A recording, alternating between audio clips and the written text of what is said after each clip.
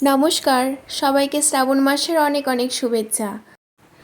আজকে হলো শ্রাবণ মাসের দ্বিতীয় সোমবার, আর আমি শ্রাবণ মাসের সোমবারগুলোতে মহাদেবের কিভাবে পুজো করে থাকি সেটাই তোমাদেরকে বলছি।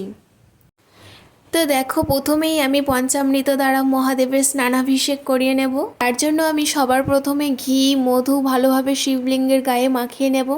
তারপরে গঙ্গাজল দুধ দই দিয়ে আমি মহাদেবের স্নানাভিষেক করাবো। মহাদেবের স্নানাভিষেক করানোর সময় মহামৃত্যুঞ্জয় মন্ত্র জপ করতে হবে, আর যারা এই মন্ত্র জানো না তারা ওং নমঃ শিবায়, ওং নমঃ শিবায়, ওং নমঃ শিবায় 3বার বলতে হবে।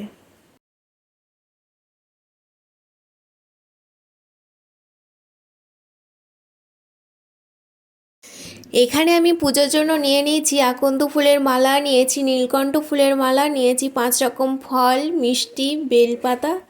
মহাদেবের পুজো করার জন্য বেশি কিছু লাগে না, বেলপাতা হলেই মহাদেব সন্তুষ্ট হন। পুজো শুরু করার আগে আমি প্রথমে ধূপ প্রদীপ জ্বেলে নেব। তারপরে আমি আকন্দ ফুলের মালা আর নীলকণ্ঠ ফুলের মালাটা মহাদেবের গলায় পরিয়ে দেব। আর এই নীলকণ্ঠ ফুলের মালাটা আমি নিজের হাতে গেঁথেছি, আমাদের বাড়ির ছাদ বাগানের গাছের ফুলের মালা এটা।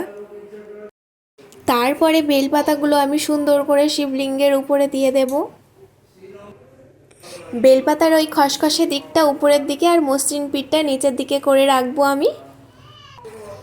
তারপরে একটা গোলাপ ফুল আমি মহাদেবকে নিবেদন করলাম, আর গোলাপ ফুল নাকি মহাদেবের খুবই একটা পছন্দের ফুল। এবারে সবার শেষে আমি আরতিটা করে নেব। আর আমার এই পুজো আপনাদের কেমন লাগলো অবশ্যই কমেন্ট বক্সে জানাবেন, আর ভালো লাগলে একটা লাইক কমেন্ট আর শেয়ার করে দেবেন।